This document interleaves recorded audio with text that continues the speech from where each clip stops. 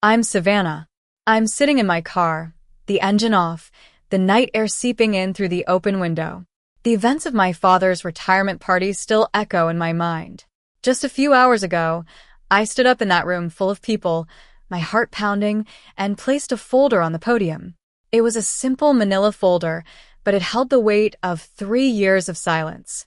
My father, Victor, was a well-known figure in our small town of Brookfield. He'd spent 30 years as the head of the town's infrastructure department. Everyone in town knew him, respected him, or at least pretended to. My brother, Ryan, for years older than me, was his golden child.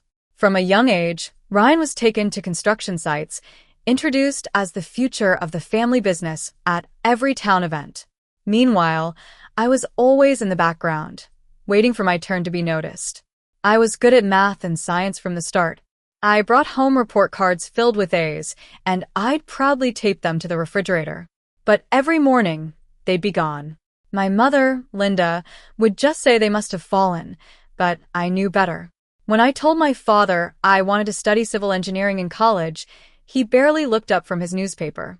When I showed him my perfect score on a physics test, he asked Ryan about his football practice. Despite his lack of interest, I worked hard. I got a full ride scholarship to a top-tier university for civil engineering.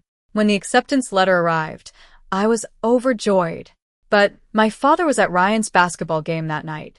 My mother called me from the bleachers, whispering that I knew how my father was. It was her way of apologizing, but it never really meant anything. Ryan went to a private business school, paid for by my father.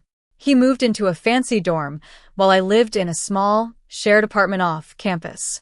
I worked part-time at a local diner to pay for my books and food.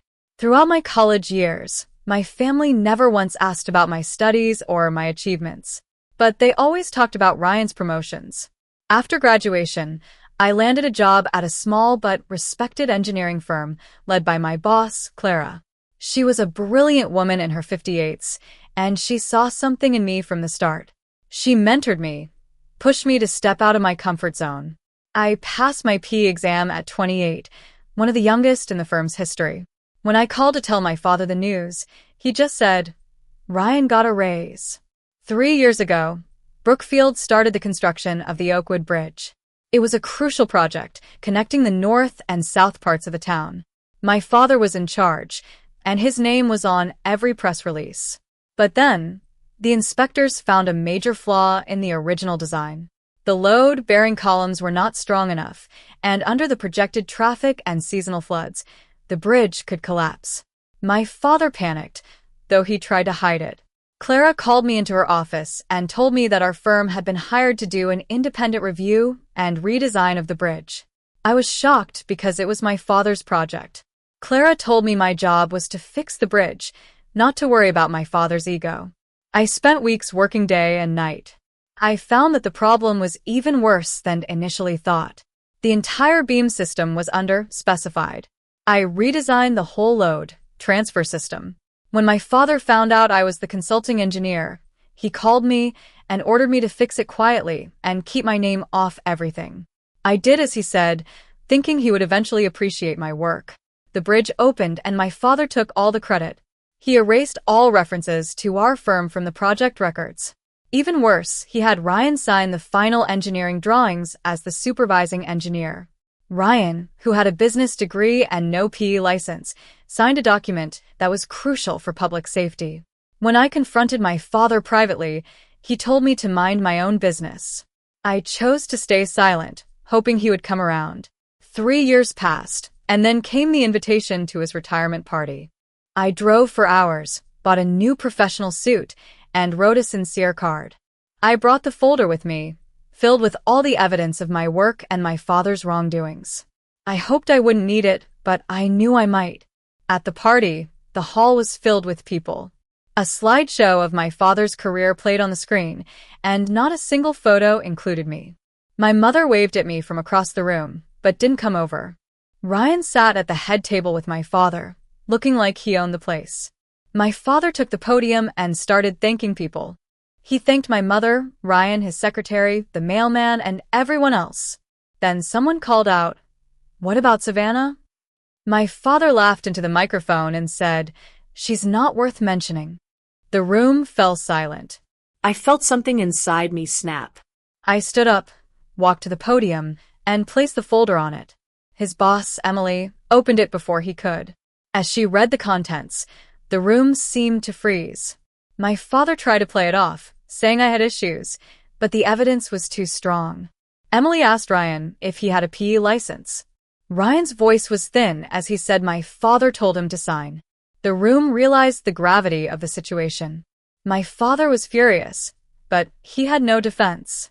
I told my mother that I'd try to handle this privately 3 years ago, but my father wouldn't listen. Emily said she'd review the file with legal and order my father to enjoy the rest of the evening. The party was over. On my way out, my father tried to stop me, saying if I walked out, I was no longer his daughter. I looked him in the eye and said I'd been an unacknowledged daughter my whole life, and this was just him admitting it. I drove home that night, feeling empty but also free. Elaine called me on the way, and I told her how I felt. She said I didn't burn the bridge, I just showed who built it. The next week, Emily called me in. She'd referred the file to the county attorney's office and ordered a comprehensive audit of all engineering filings from the past 10 years under my father's department. Ryan was put on administrative leave. Over the next few weeks, the news spread through the town. My father's formal recognition ceremony was postponed, the plaque at the bridge was removed for updating, and a public hearing on engineering document procedures was scheduled. My father called me, blaming me for destroying the family. I told him he'd built a family where only Ryan mattered. My mother called, saying my father was devastated. I told her I'd been suffering in silence for years.